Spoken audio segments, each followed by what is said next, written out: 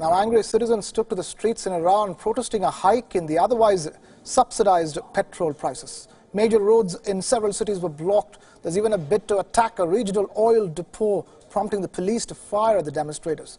2 people have been killed so far.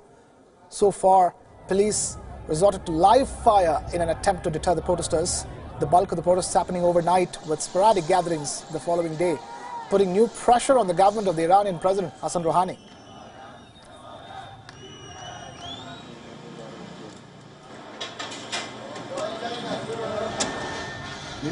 In the latest, Iranian protesters have set the national bank in the Khuzestan province ablaze. The video shot on a mobile phone shows jubilant protesters gathered outside the central bank premises amid thick plumes of smoke and flames raging on.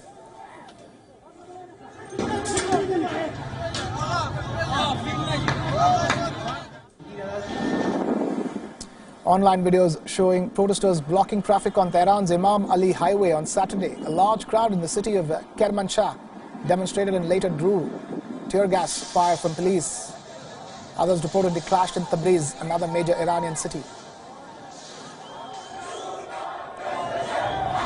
Violence broke out on Friday night in the city of Sirjan, some 800 kilometers southeast of Tehran. State-run media tried to downplay the ferocity of the protests. News agency IRNA reported that protesters tried to set fire to the oil depot, but again, as it is in these kind of protests, videos on social media purported to show a different story.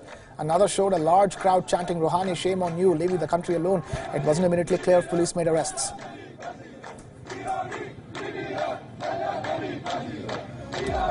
Two Syrian Iranian clerics have called on Hassan Rouhani government to reverse the increase in fuel prices and put an end to rationing measures that have been announced. After months of speculations, authorities announced in the early hours of Friday that petrol will now be rationed across the country. Using smart fuel cards, vehicles for private use are to be restricted to 60 litres of fuel only, while the price of petrol will jump 50% to 15,000 Iranian rials, which amounts to $0.13 a litre. Any fuel purchases in excess will incur additional charges of 30,000 rials. The demonstrations, though not as widespread as the economic protests that shook the country in 2017, put new pressure on the government of Iran's President Hassan Rouhani.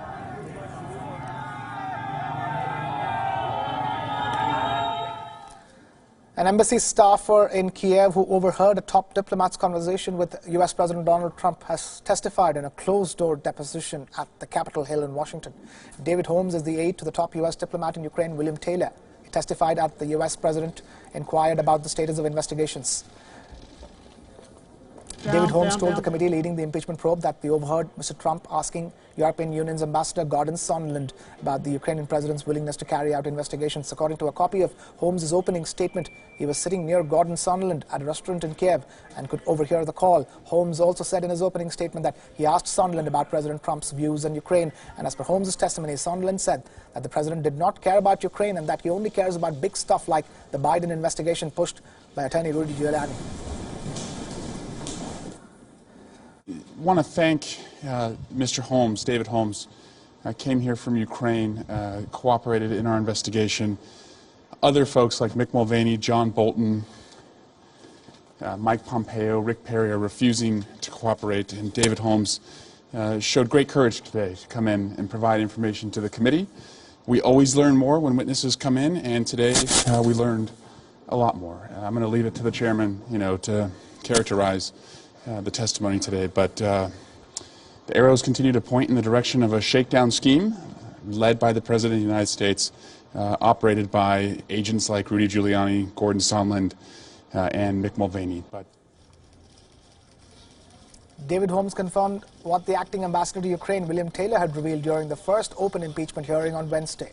Taylor testified that an aide overheard Trump and Sondland on the phone during a lunch in Kiev on July 26th, the day after the call between Trump and Ukrainian President Volodymyr Zelensky.